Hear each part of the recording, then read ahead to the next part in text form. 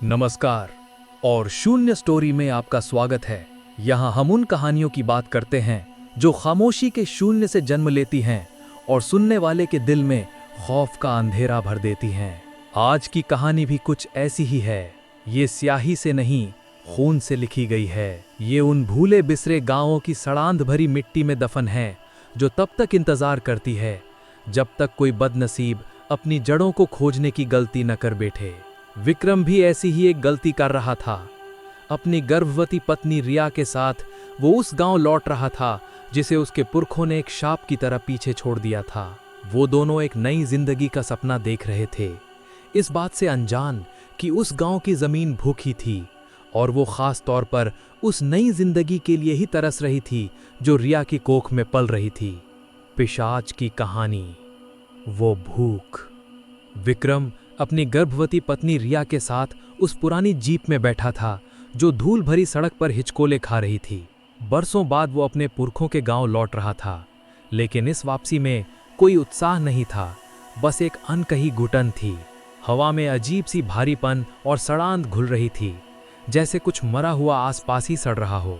रिया ने बेचैनी से अपना पेट सहलाया। यहाँ अजीब लग रहा है विक्रम, जैसे हवा भी हमें घूर रही हो। विक्रम ने कुछ नहीं कहा, बस जीप की रफ्तार तेज कर दी, जैसे वो किसी अनदेखे खतरे से भाग रहा हो। गांव से कुछ किलोमीटर पहले ही जीप एक झटके के साथ बंद हो गई। चारों ओर ऊंचे ऊंचे गन्ने के खेत थे जो अंधेरे में काले दांतों वाले जबड़े की तरह लग रहे थे। हवा थम गई थी, पत्तों की सरसराहट भी नहीं थी। एक मुर्दा खामोशी जो किसी चीख से भी ज्यादा डरावनी थी। विक्रम ने कई बार जीप स्टार्ट करने की कोशिश की, पर इंजन की घरघराहट के सिवा कुछ नहीं हुआ। तभी गन्ने के खेतों के बीच से एक लालटेन की रोशनी उनकी ओर बढ़ती दिखी। एक बूढ़ा झुका हुआ आदमी लंगड़ाता हुआ आया। उसका चेहरा झुर्रियों का जाल था और उसकी एक आंख सफेद पथराई हुई थी। वो बोला, गाड़ी खराब हो गई बाबूजी, रात में इस राह पर नहीं रुकते, ये राह भूखी है। उसकी आवाज सूखे पत्तों के रगड़ने जैसी थी। गांव कितनी दूर है?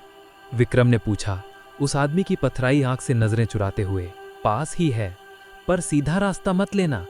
बूढ़े ने कांपते हुए हाथ से गन्ने के खेतों के बीच एक संकरी पगडंडी की ओर इशारा किया।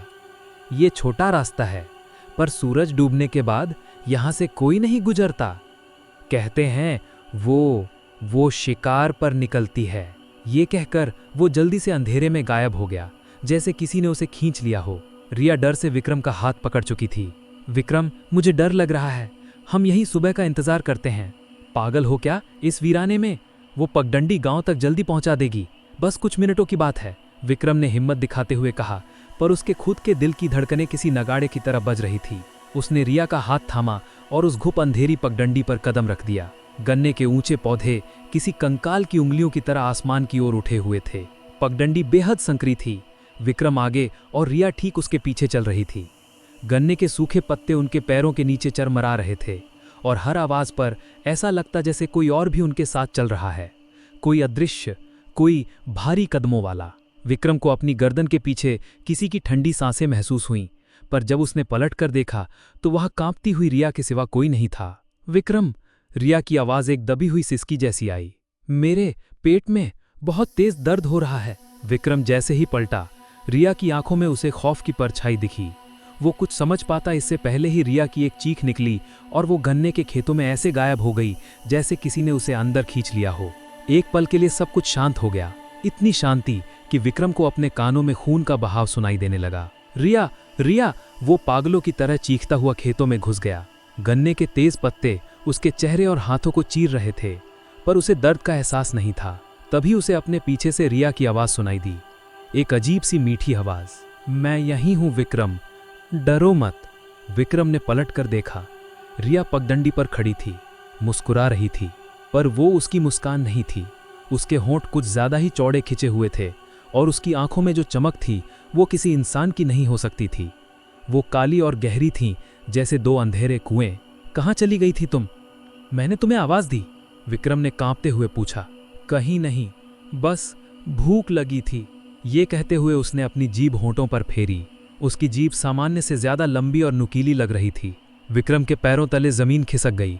वो जानता था कि ये रिया नहीं है, ये कोई और है जिसने रिया का जिस्म ओढ़ लिया है। वो धीरे धीरे पीछे हटने लगा। रिया या जो भी वो थी उसकी ओर बढ़ने लगी। उसके चलने का अंदाज बदल गया था। वो झटके से किसी टूटी हुई कठपुतली की तरह चल रही थी। भागते भागते विक्रम को गांव की सीमा पर लगा एक पुराना विशाल बरगद का पेड़ दिखा। पेड़ की जड़ों में सिंदूर और छोटी छोटी घंटियां बंधी थीं। जैसे ही विक्रम ने उस पेड़ की सीमा पार की, उसके पीछे आ रही रिया एक झटके से रुक गई, जैसे किसी अदृश्य दीवार से टकरा गई हो। उसका चेहरा गुस्से और भूख से विकृत हो गया।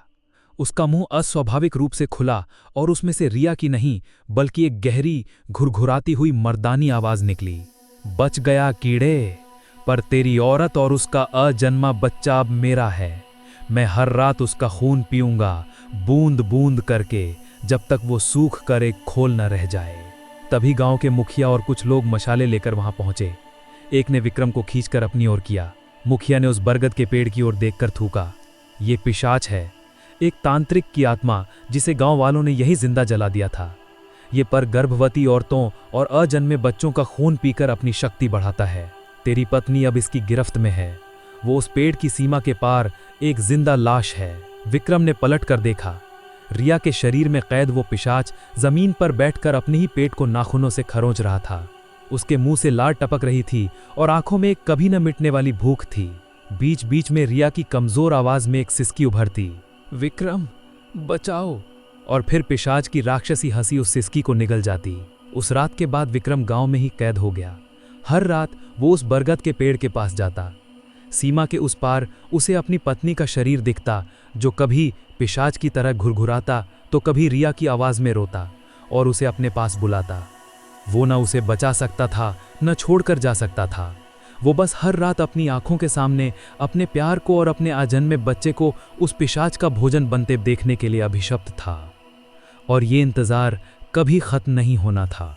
नैरेटर, ये कहानी यही खत्म होती है, लेकिन इसका खौफ शायद आपके जहन में जिंदा रहेगा। ऐसी ही और दहला देने वाली कहानियों के लिए जुड़े रहिए शून्य स्टोरी के साथ। आवाज बिल्कुल फुसफुसाहट में चली जाए। अगली बार तक अंधेरे से सावधान रहिएगा, क्योंकि हर खामोशी शून्य नहीं होती।